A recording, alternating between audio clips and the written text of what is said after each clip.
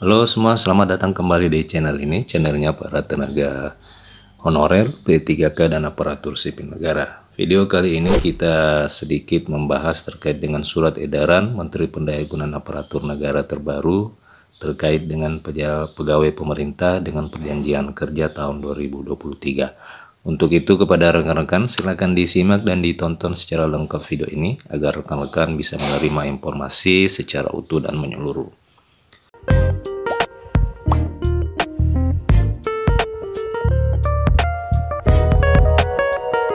Rekan-rekan sekalian, ada informasi terbaru untuk para tenaga honorer, khususnya kategori guru yang sampai pada saat ini belum diangkat menjadi aparatur sipil negara. Di tahun 2023 ini, pemerintah memastikan akan membuka seleksi CPNS dan P3K guru. Hal itu telah tertuang di dalam surat edaran yang diterbitkan oleh Menteri Pendayagunaan Aparatur Negara. Para guru non-ASN yang berada di bidang pendidikan akan diutamakan pada pengadaan P3K guru tahun ini. Hal tersebut sejalan dengan arah kebijakan calon aparatur sipil negara di tahun 2023 yang memprioritaskan untuk tenaga yang bekerja di pelayanan dasar. Ketentuan mengenai pengusulan P3K ini termasuk P3K guru di tahun 2023 telah tertuang di dalam surat edaran terbaru yang telah ditetapkan oleh Menteri Pendayagunaan Aparatur Negara bernomor B521 MSM 0100 2023 tentang pengadaan aparatur sipil negara tahun 2023. Nah, rekan-rekan sekalian, nanti dokumennya ini rekan-rekan bisa download di kolom deskripsi atau di kolom komentar. Saya akan membagikan link untuk bisa mendownload dokumen surat edaran ini.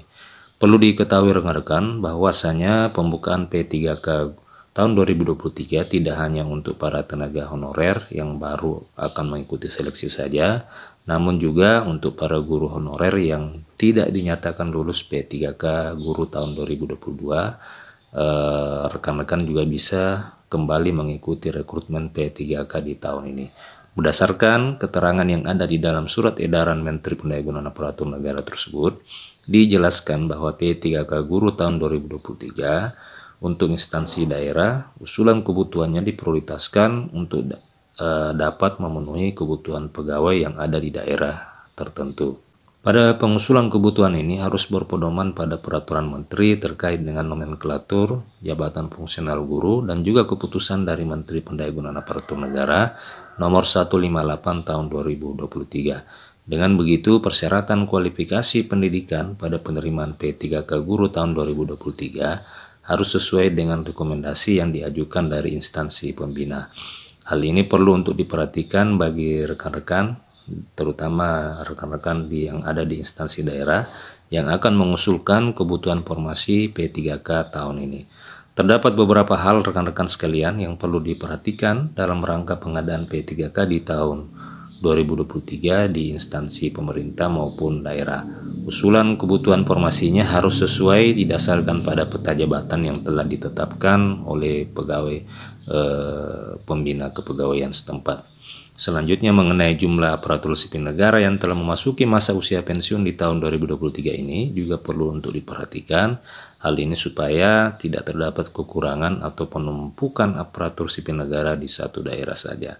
Hal lain yang perlu diperhatikan juga yaitu rasio penduduk dengan ASN, rasio anggaran belanja pegawai, kondisi geografis dan juga kemampuan masing-masing daerah. Jadi di surat edaran Menpan itu setelah disebutkan terkait dengan pedoman penetapan formasi dan usulan yang bisa diajukan oleh masing-masing instansi. Terdapat beberapa pertimbangan yang harus dipenuhi dan harus dipertimbangkan bagi instansi daerah untuk mengusulkan formasi P3K di tahun ini. Rekan-rekan sekalian, demikian informasi terkait dengan surat edaran yang mengatur tentang seleksi P3K di tahun 2023 ini.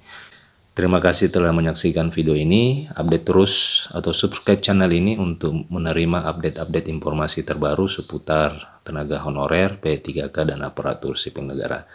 Terima kasih telah menyaksikan. Sampai jumpa di video berikutnya.